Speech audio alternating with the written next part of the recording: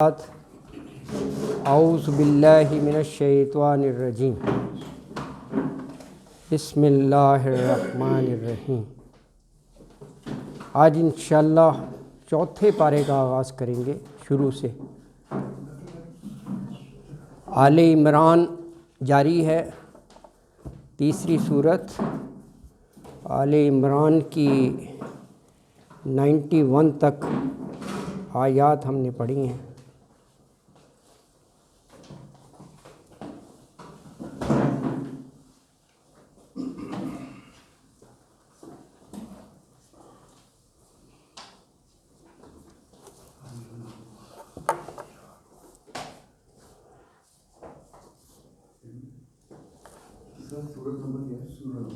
آل عمران ہے، صورت کا نمبر 3 ہے، آیت 92 ہے۔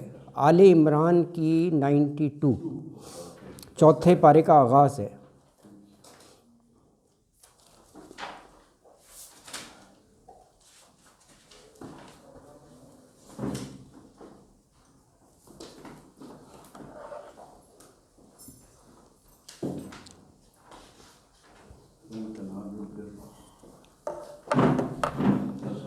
وعلیکم السلام، آئیے جناب، وعلیکم السلام۔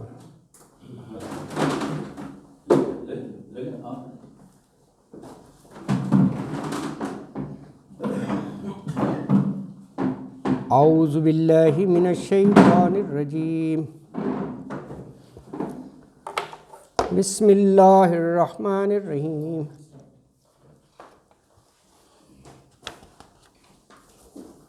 لن تنالوا البر حتى تنفقوا مما تحبون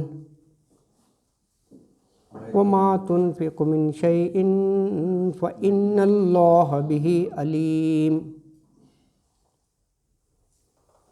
كل الطعام كان حلا لبني إسرائيل إلا ما حرم إسرائيل على نفسه من قبل أن تنزل التوراة قل فأتوا بالتوراة فاتلوها إن كنتم صادقين۔ ومن افترى على الله الكذب من بعد ذلك فأولئك هم الظالمون۔ قل صدق الله فاتبعوا ملة إبراهيم حنيفا وما كان من المشركين۔ إن أول بيت وضع للناس للذي ببكة مباركا وهدى للعالمين فيه آيات بينات مقام إبراهيم ومن دخله كان آمنا وللہ علی الناس حج البیت من استطاع الیہ سبیلا ومن کفر فإن اللہ غنی عن العالمین۔ قل یا اہل الکتاب لما تکفرون بآیات اللہ واللہ شہید علی ما تعملون۔ قل یا اہل الکتاب لما تصدون عن سبیل اللہ من آمن تبغونہا عوجا وانتم شہداء وما اللہ بغافل عما تعملون۔ یا ایہا الذین آمنوا ان تطیعوا فریقا من الذین اوتوا الکتاب یردوکم بعد ایمانکم کافرین وکیف تکفرون وانتم تتلی علیکم آیات اللہ وفیکم رسولہ ومن یعتصم باللہ فقد ہدی الی صراط مستقیم۔ صدق اللہ العظیم۔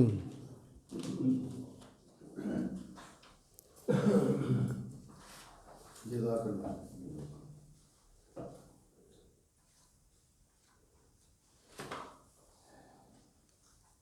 شریعت میں انفاق پر بڑا زور دیا گیا ہے.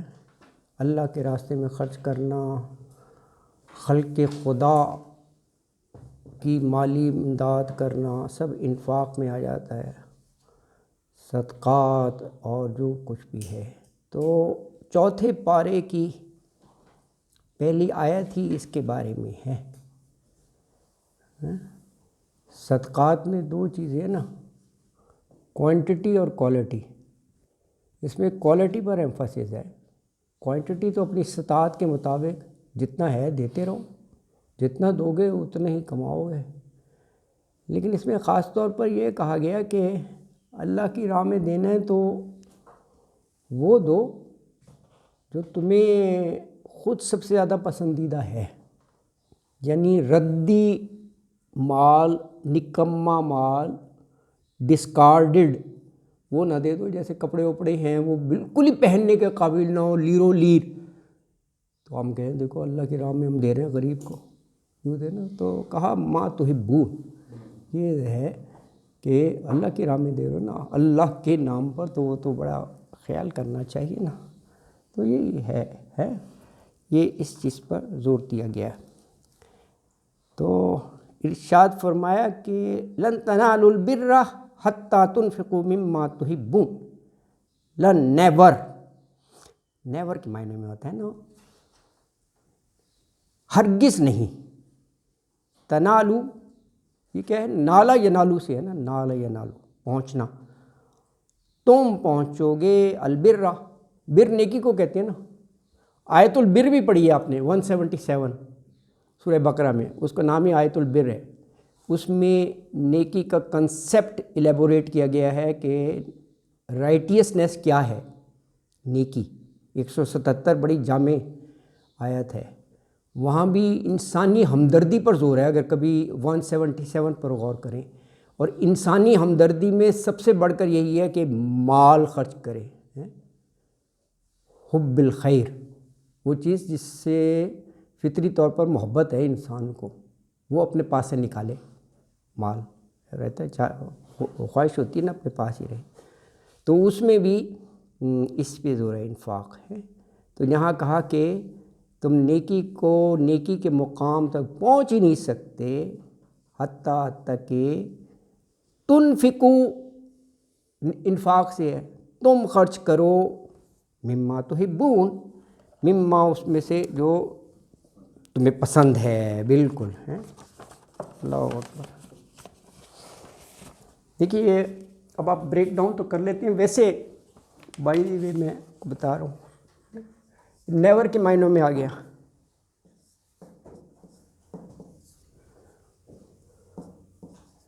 یہ ہو گیا تنالو، لن تنالو تھا. تم نالا یا نالو پہنچنا، تم پہنچ سکتے، یہ واو الف جمع کا ہو جاتا ہے. جیسے آمنو کفرو، تم سب، یعنی تم سب، یعنی ایک سے خطاب نہیں ہے. مطلب یہ ہے کس کو نہیں پہنچ سکتے، البر، اس پر نہیں پہنچ سکتے. حتیٰ، جب تک کہ تنفقو، تا کو علیحدہ کرو. نفقہ نہیں ہوتا، نان نفقہ، تم اس کا نان نفقہ میرے ذمے ہے نا. نہیں میں بتا رہا ہوں الفاظ میں استعمال کر کے جیسے ہوتا ہے نا. تو تم خرچ کرو، یہاں بھی ایک سے بات نہیں ہو رہی، تم سب. لن تنالوا البر حتی تنفقوا مما، یہ مین اور ما ہے. یہ ایکچولی اس میں سے، یہ جب ملا کر لکھیں نا یہ گر جائے گا تو مما ہو جائے گا. مما، اس میں سے جو، سارے کا سارا نہیں مانگ رہے ہیں. اللہ تعالیٰ کہہ رہے ہیں جو تمہیں سارا دیا ہے اس میں سے جو خرچ کرنا ہے وہ کوالٹی کا کرو. سارا نہیں، مما کا مطلب یہ اس میں سے جو، ورنہ وہ اللہ کہتے کہ کل، سب کا سب دو، ایسا نہیں ہے. ممن تحبون، تا اور حب سے ہی محبت ہے. اور واو نون بھی جمع کا ہوتا ہے. کافرون، مومنون، مسلمون، مسلم سے مسلمون، کافر سے کافرون. تحبون کی نا، ایگزیکٹلی یہی کرکس ہے آف دا میٹر کہ جو تمہیں سب سے زیادہ پسند ہے وہ دو. یہ صحیح کہہ رہے ہیں. آیت میں یہ سب سے اہم ہے کہ تم محبت کرتے ہو یا پسند کرتے ہو تم سب. یہ ویسے میں نے تھوڑا سا بریک ڈاؤن لکھ دیا کہ یہ ہماری اپروچ ہونی چاہیے. اس میں یہ ہے کہ عربک کا تھوڑا سا سینس ڈیولپ ہو جائے گا, کیونکہ عربک کا یہ ہے کہ یہ کمبینیشن آف ورڈز ہوتے ہیں. تو بعض دفعہ آپ کو لگتا ہے یہ بہت ہی مشکل ہے, ہاں, لیکن وہ یعنی چھوٹا سا لفظ ہوتا ہے, باقی علامات ہوتی ہیں اس کے شروع میں اور اس کے بعد. تو اس طرح ہے. اچھا, تو یہ فرمایا کہ دیکھو جو بھی تم خرچ کرو گے نا, وما تنفقوا من شیء, وما جو بھی تنفقوا تم خرچ کرو, من شیء کوئی شے بھی, کوئی چیز بھی, فإن اللہ بہ علیم. ہاں, یہ ریسٹ ایشور کہ وہ اللہ کے علم میں ہوگا. تم چھپ کر دو, چھوٹی سے چھوٹی چیز دو, ایسا نہیں ہے کہ وہ ریکارڈڈ ہی نہ ہو, اللہ کو پتہ ہوتا ہے. فإن اللہ, بے شک اللہ تعالیٰ, بہی اس کے ساتھ, یعنی جو تم خرچ کر رہے ہو, علیم پورا پورا علم رکھتا ہے. تو اللہ تعالیٰ نے یہ فرمایا کہ مسلمانوں تم نیکی کا اعلیٰ درجہ پا ہی نہیں سکتے جب تک اللہ کی راہ میں اپنا پسندیدہ مال خرچ نہ کرو. ما تحبون, جو بھی تم خرچ کرتے ہو نا, اللہ اسے جانتا ہے, اللہ کے علم میں ہے, اللہ تعالیٰ کے علم میں ہے وہ نا جی. اللہ اکبر. اگلی آیت مبارکہ ہے کل الطعام کان حلا لبنی اسرائیل الا ما حرم اسرائیل ولا نفسہ من قبل ان تنزل التوراۃ قل فاتوا بالتوراۃ فاتلوها ان کنتم صادقین. کیا فرمایا گیا اس آیت مبارکہ میں؟ دیکھیے اس میں ایک اہم پوائنٹ ہے کہ حلال اور حرام, دیٹس اندر تھنگ. لائکنگ اور ڈس لائکنگ یہ بالکل الگ چیز ہے. یہ سب نہیں کرنا چاہیے.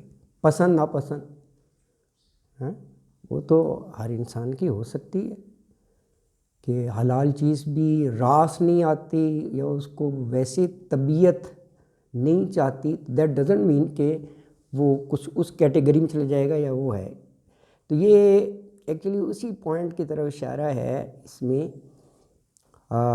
حضرت یعقوب علیہ السلام ہے نا جی, حضرت یعقوب علیہ السلام, حضرت ابراہیم کے پوتے, ان کو جیسے کوئی چیز ناپسند تھی, طبیعت نہیں چاہتی تھی, تو انہوں نے اپنے آپ پر وہ چیز منع کی ہوئی تھی.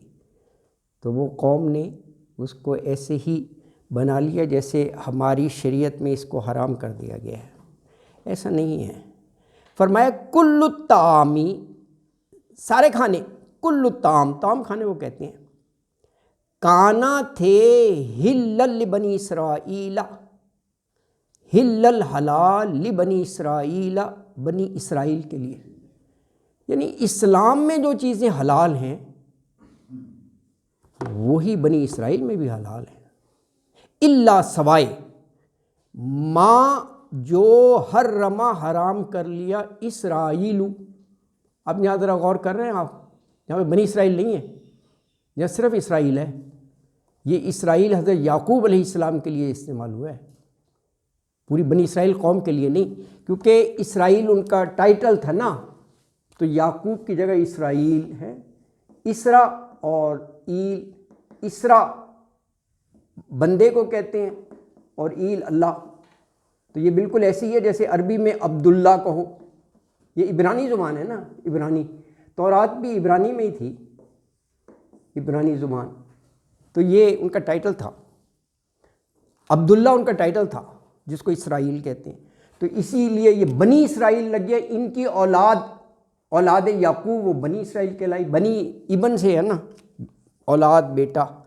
تو دیکھیں یہاں پر بنی اسرائیل نہیں ہے, اسرائیل ایک اسپیسیفک پرٹیکولر پرسن نے, یعنی وہ یعقوب نے حرام کر لیا علی نفسہ ہی اپنے اوپر، من قبل ان تنزل التوراۃ، من قبلی اس سے قبل، ان کے تنزل نازل کی جائے تورات، قل کہہ دیجئے، فاتو لے آؤ، ویسے عطا کا ہوتا ہے آنا، آگے با ہے نا، تورات کے ساتھ دیکھیں بالتوراتی، تو لے آؤ بالتوراتی، تورات کو، فتلوہا تلاوت سے ہے، پھر اس کی تلاوت کرو یعنی تورات کو پڑھو، ان کنتم صادقین اگر تم ہو سچے، اگر تم ہو سچے۔ یہ دراصل جو پس منظر ہے نا آیت مبارکہ کا، یہ جو یہود قوم تھی یہ شریعت محمدی پر اعتراض کرتے تھے، ہاں رسول اللہ صلی اللہ علیہ وسلم کی شریعت پر کیا کہتے تھے آبجیکشن میں؟ وہ کہتے تھے کہ آپ کی شریعت میں یعنی شریعت محمدی میں بعض ایسی چیزیں حلال کر دی ہیں جو ہماری شریعت میں حرام ہے، شریعت محمدی میں حلال اور شریعت موسوی میں یعنی موسیٰ کی شریعت اس میں حرام تھی۔ کس طرف؟ یعنی ان کے ہاں جیسے وہ کہا جاتا ہے کہ اونٹ کا گوشت انہوں نے خود سے حرام کر لیا، اس پس منظر میں وہ کہہ رہے تھے، تو لیکن شریعت محمدی میں تو حلال ہے نا، عید الاضحیٰ پر آپ اونٹ کی قربانی بھی کرتے ہیں، عرب میں تو ویسے بھی بہت کھایا جاتا ہے اونٹ کا گوشت، تو بالکل حلال ہے، تو نہیں ہوگا پسند، تو وہ یہ کہتے تھے کہ جی ہمارے ہاں تو حرام ہے اور آپ نے اونٹ کا گوشت حلال، اور دونوں آسمانی کتابیں قرآن بھی اور تورات بھی، تو پھر فرق کیا ہے؟ مطلب یہ ایک آبجیکشن کا ان کا سٹائل تھا، حالانکہ اس کی کوئی بیس نہیں ہے، خود سے بنایا ہوا ہے، تبھی تو کہا کہ فاتو لے آؤ، تورات دکھاؤ کہاں پر وہ حرام لکھا ہوا ہے، چل اس کی ہے نا، تو خود سے کوئی چیز بنا لینا اور پھر یہ کہنا، تو بہرحال انہوں نے اعتراض اسی بنیاد پر کہ جی دونوں آسمانی کتب ہیں، قرآن حکیم اور تورات یعنی آسمانی شریعت، تو پھر ان میں تغیر کیسی ہے، فرق کیسی ہے؟ تو دراصل یہ اس آیت مبارکہ میں یہ حقیقت بتا دی کہ تورات کے نازل ہونے سے پہلے، اب دیکھیں نا غور کریں، من قبلی ان تنزل التوراۃ، تورات کے نازل ہونے سے تو بہت پہلے یہ بات تھی کہ حضرت یعقوب علیہ السلام نے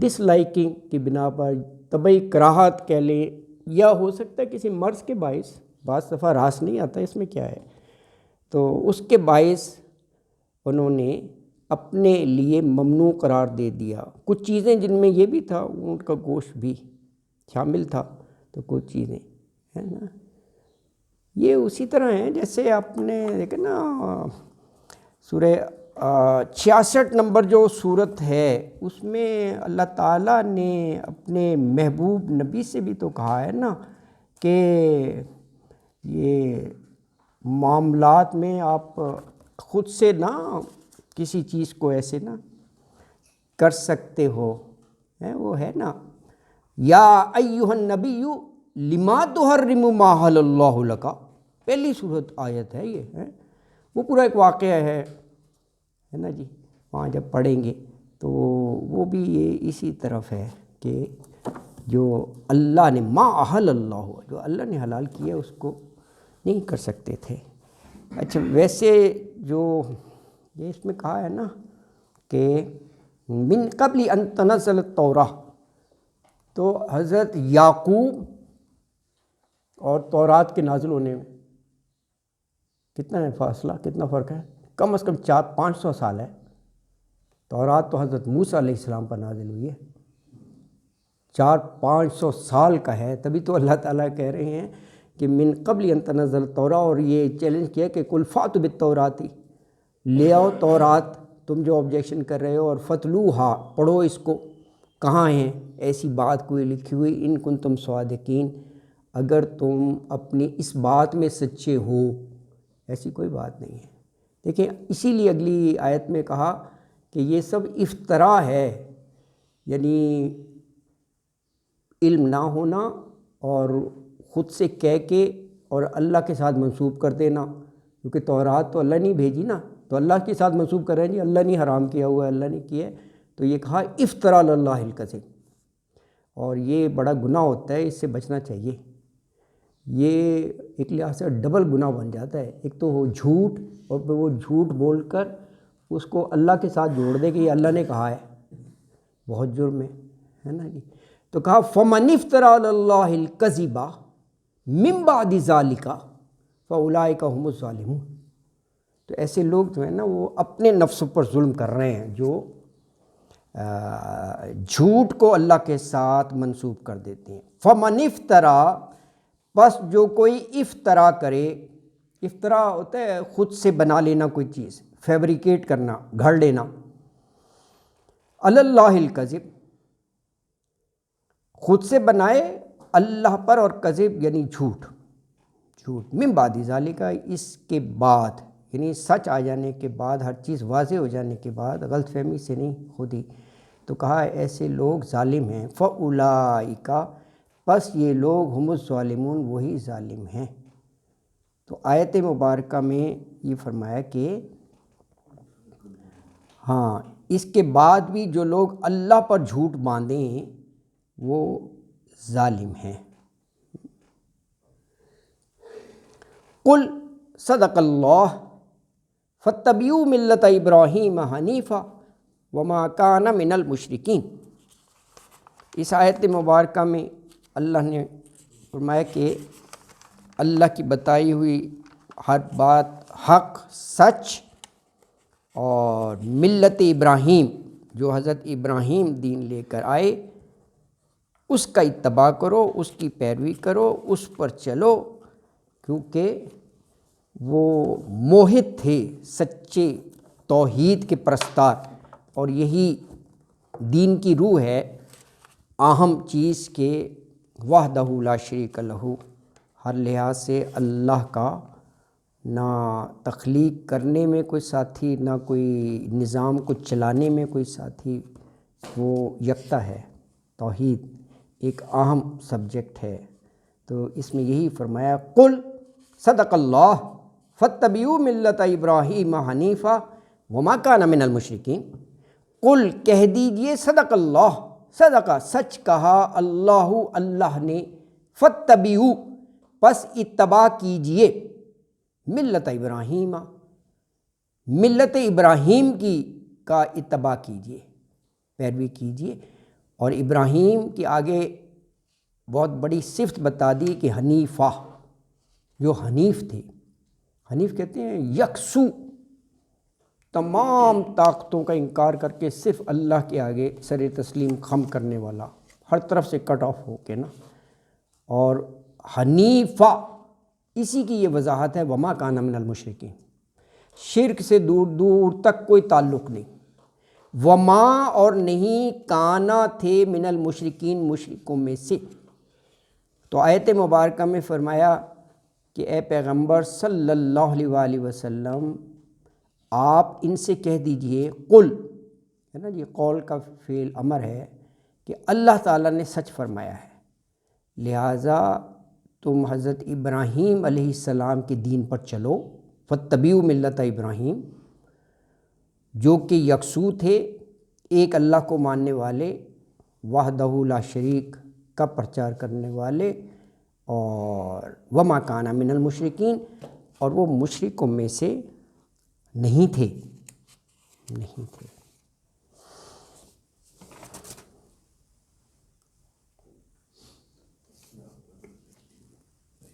اب یہ سورہ بقرہ میں جو ہم نے کچھ رکوع پڑھے تھے اس سے کافی یہاں پر ریزمبلنس ملے گی ہے، اگر آپ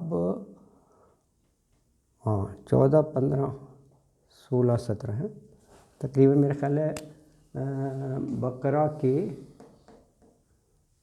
رکوع 15 سے 18،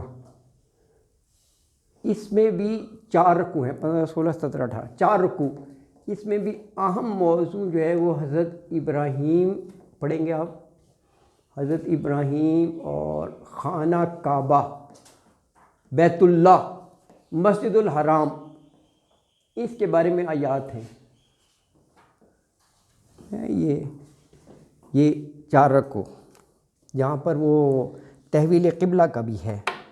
تو یہاں بھی اب یہ آپ دیکھیں گے کہ اس سے ملتا جلتے ہی سارے مضامین ہیں. کچھ آیات تک چلیں گے، جیسے ابھی آیت آپ نے پڑھی نا، فَاتَّبِعُوا مِلَّةَ ابراہیم، حضرت ابراہیم کا ذکر شروع ہو گیا نا.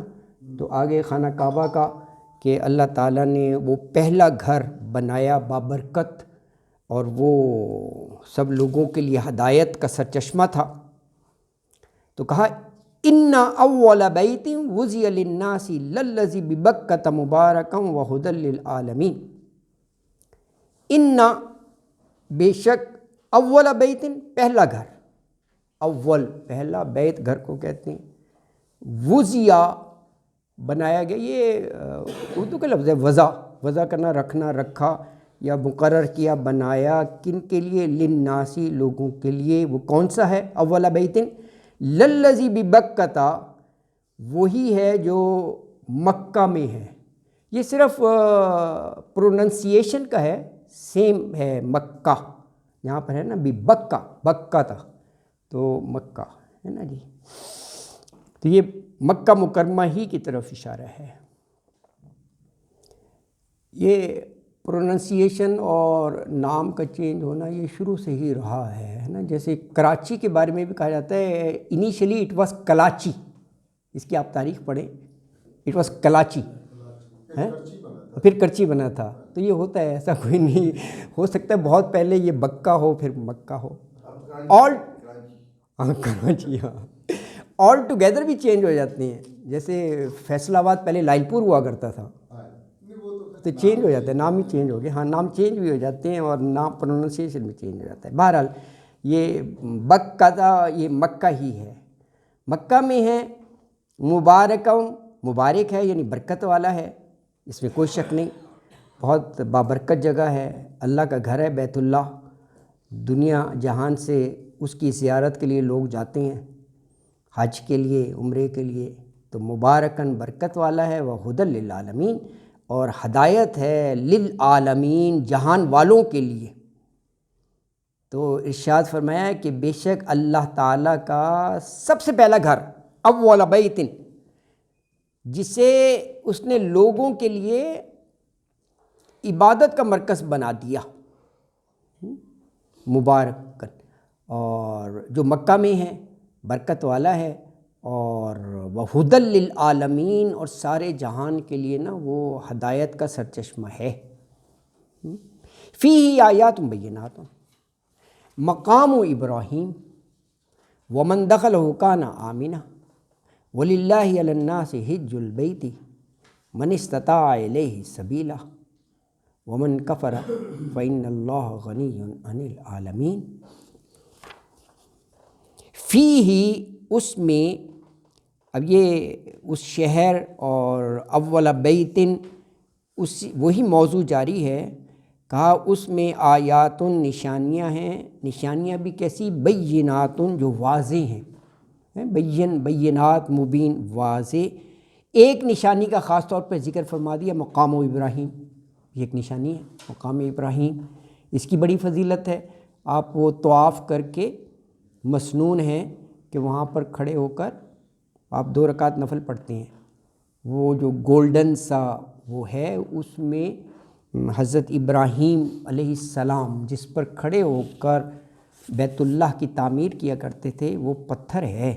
اس پر آپ کے قدم مبارک کا نشان بھی ہے اس پتھر پہ. اور اس کی خداداد صلاحیت، برکت یہ تھی کہ جتنی ہائٹ ریکوائرڈ ہوتی تھی وہ اتنا اوپر چلا جاتا تھا. یہ اللہ کی طرف سے ہے، کیونکہ اس وقت سیڑھیاں اور یہ گھوڑی اور یہ ایسی چیزیں جو ہوتی ہیں وہ تو نہیں تھی. یہ اللہ تعالیٰ کا معجزہ ہے. وہ وہاں پر ہے اس پتھر پہ، اللہ کی شان، اللہ کی طرف سے. تو یہ مقام ابراہیم ہے، مقام ابراہیم علیہ السلام ہے. اب یہ آگے اس شہر کی بات ہے مکہ کی، ومن دخلہ کان آمینہ، ومن اور جو کوئی دخلہ داخل ہوا اس میں یعنی مکہ مکرمہ میں جہاں مسجد ہے، کانا تو وہ آ گیا آمینہ امن و امان میں. ہاں اچھا، اس لیے اس کو مسجد الحرام ہے، حرمت والی قابل احترام مسجد. اچھا، یہ تمام قبائلی زندگی ہے نا، ان سب میں یہ ڈیسائیڈڈ ہے کہ وہ خاص ٹیریٹری میں لڑنا نہیں ہے، وہ امن کی جگہ ہے. وہاں پر یہاں تک ہے کہ اگر باپ کا قاتل نظر آ جائے اس ایریا میں اسے کچھ نہیں کہہ سکتے، وہ باہر نکلے گا تو اسے پھر جیسا قانون ہے اسے پکڑ لو، وہاں پکڑ بھی نہیں سکتے اس کو، کچھ نہیں کہہ سکتے. اتنا احترام ہے اس جگہ کا. وہاں شکار بھی نہیں کر سکتے کسی پرندے کا، پودے بھی نہیں توڑ سکتے. یہ سب حرمت کی بات ہے، احترام. تو امن کی جگہ ہے. اور یہ دیکھیں 1400 سال پہلے ابھی بھی وہ جگہ امن کی ہی ہے بالکل، خواہ کتنا ہی وہ ہو، لیکن اللہ تعالیٰ نے اس جگہ میں امن رکھا ہے. تو آمینہ امن و امان. اور فرمایا وَلِلَّهِ عَلَى النَّاسِ حِجُّ الْبَيْتِ مَنِ اسْتَطَاعَ إِلَيْهِ سَبِيلًا. اب دیکھیں بیت اللہ کا ذکر آیا، خانہ کعبہ کا، تو اس مناسبت سے حج کی بات آ گئی، کیونکہ اس کی زیارت کے لیے ذی الحج میں جاتے ہیں نا لوگ. تو کہا کہ وَلِلَّهِ اور اللہ کے لیے، عَلَى النَّاسِ لوگوں پر، حج البیت حج کرنا، بیتا اس گھر کا یعنی بیت اللہ کا، یہ واجب ہے. آگے بتا دیا کن کے لیے، من استطاع الیہ سبیلا، یہ شرط ہے. یعنی ہر ایک کے لیے نہیں کہا، جو طاقت رکھتا ہے، جو استطاعت رکھتا ہے، الیہ اس کی طرف یعنی مکہ جانے کی طرف، سبیلا راستے کی. تو یہ ایک پری ریکویزٹ ہے کہ وہ زیادہ راہ ہو، وہاں ٹھہرنے کا، کھانے کا، پیسے ہوں، واپس آنے کا، یہ نہیں وہاں ٹھہر جائے. یہ تمام چیزیں تو پرسنلی پرسنلی ہے. دیکھو اسی لیے اللہ تعالیٰ نے فرض نہیں کیا نا، یہ تو ہر انسان سمجھتا ہے. تو اگر استطاعت ہے تو پھر لازمی کرنا چاہیے، پھر وہ لازمی کرنا چاہیے ہیں. تو یہ اسی پر ہے جو مطلب ہے استطاعت رکھتا ہے، طاقت رکھتا ہے وہاں پہنچنے کی ہے. وہاں پہنچنے کی یہ پورا ایک کنسیپٹ ہے. پہنچنے کی آدمی کہے کہ جی وہ پیسہ ویسا جوڑ کے میں نے اتنا بنا لیا کہ I can by the ticket ہے، وہاں جا سکتا ہوں، میں ہوٹل میں اور کھانے میں ٹھہر بھی سکتا ہوں، پورا نچوڑ کے وہ بنا لیا اپنا حساب کتاب. پیچھے اگر اس کے بیوی اور بچی ہیں، پتہ لگے اس کے لیے کھانے پینے کا ہی کچھ نہیں ہے، تو اس کو حج کی نہیں ہے، وہ پہلی اس کی وہ ہے.